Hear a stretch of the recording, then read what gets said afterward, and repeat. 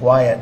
You're really obnoxious. I'm not obnoxious, but I'm trying to ask you, what about your plans You are for really Memphis? obnoxious. I'm not obnoxious, but I am asking, what are your plans for Memphis? I have one clip that I'm breaking up into two clips here because it is amazing when you let Donald Trump run his suck, when you allow him to just talk, he tells on himself. He gives up the game, as it were. And I'm going to play this first clip first. Obviously, I'm going to play the first clip first. But the first clip actually happens second. It's two moments that are connected where a woman asks a question, a reporter asks a question of Donald Trump, and she's got two things working against her. One, she's a woman. Donald Trump doesn't respect women. Two, she's a black woman. So it's just double whammy, hatred and disrespect from Donald Trump. He starts yelling at her, "You're being obnoxious. Quiet," he says. And I love her reaction. We'll get to that. That's really that's the cherry on top here. First, though, I want to play what happened second. And that is Jonathan Karl, again, mixing it up with Donald Trump, asking him right after he silenced a woman, squelched her free speech in the Oval Office of the White House, he gets asked a question about attacking free speech. It's pretty glorious. Watch this moment with Jonathan Karl just after Donald Trump told a woman to shut up and be quiet when asking questions. I'm not going to talk to you until I call on you. What are your plans So, for Memphis? who else? Yeah, go ahead. Yeah, I just want to sell this free speech question because you said that you restored free speech in America. Yeah. Is that free speech including for people who are harshly critical of you, for your political opponents, for people who say things you don't like? I've become immune treat to it. you unfairly? I've become immune to it. There's never been a person that's had more unfair publicity than me, and that's why your network paid me $15 million, or $16 million, I believe, to be exact, George Slopadopoulos. And that's why CBS paid me a lot of money, too. And that's why I sued the New York Times 2 days ago for a lot of money. Because I'm winning. I mean, I'm winning the cases. And the reason I'm winning is because you're guilty, John. You're guilty. ABC is a terrible network, a very unfair network, and you should be ashamed of yourself. NBC is equally bad. I don't know who's worse. I think they're equally bad. And, you know, for you to stand there and act so innocent and ask me a question like that. But look, you paid a big price because you were dishonest, John. The reason I won that lawsuit was because you were dishonest. You were proven to be dishonest. And so you can't sit back and just say, oh, well, what do you think? You know, like you're some wonderful person. You're not a wonderful person. Frankly, you're a terrible reporter. You know it, and so do I. Okay. Here's what we're going to do. Here's what we're going to do. All kinds of stuff here. Great question. Great follow-up question. We're going to get to what led to it. You've said you've restored free speech in America. Is that free speech including for people who are harshly critical of you? And Donald Trump says, I've become immune to it. So immune that he is constantly, repetitively filing lawsuits, trying to sue the New York Times for $1 billion or whatever insane amount. He sued CBS. He's so immune. Oh, it's just water off a duck's back, y'all. And he says, that's why I sued the New York Times. Yeah, the judge threw that out, bro. I'm winning, Donald Trump says, defying the reality that the rest of us exist in. And for you to stand there and act so innocent and ask me a question like that, the reason I won the lawsuit, what lawsuit? You didn't win a lawsuit. It was settled out of court after CBS cowered to your demands, after ABC unpatriotically cowered to your demands. A judge and a jury didn't rule on it, settled out of court, dipshit. You're a terrible reporter. You know it, and I know it, says our criminal, multi-time indicted, multi-time convicted of felonies president of the United States. Now, what led to this moment was this.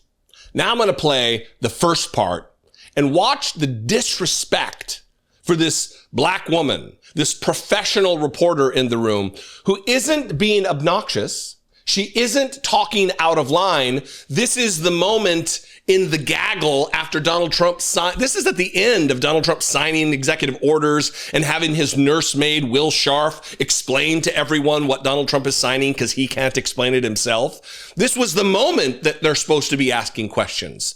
And he doesn't like it. So he tells her to be quiet, starts calling her names. The president of the United States in the Oval Office, in his domain, possessing immense power, is trying to crack down on the speech of a reporter who dares ask him a question. New Orleans. We have to save New Orleans. Mr. President, when are you going to give We're going to be going into New York too. Yeah. Mr. President, And we're going to be going in quiet.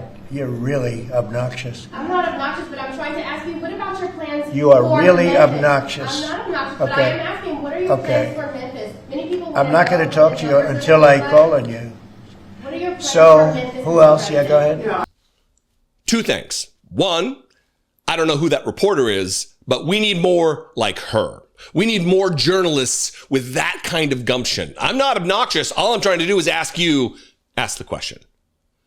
I don't have whatever level of professionalism that she possesses that is just ingrained in her psyche, I don't possess. It would be quiet, you're obnoxious. I'd be like, yeah, you know what? You're a Maybe we need more of that. Maybe we need more of that. I don't think so, because she would immediately, the media would be, oh, harumph, this is outrageous. She can't talk to the president that way. He's allowed to call names. He's allowed to issue commands to be quiet. Yet a reporter can't clap back. She didn't. She remained absolutely professional, maybe too professional. Good job. Again, I don't have that. But what's remarkable, the second thing, is that led into the question by Jonathan Karl. I'm so glad that Karl did not ask some question about the economy, that he immediately went into what happened with her having her free speech violated by the government, by Donald Trump, by the president of the United States, and he asked a question about free speech.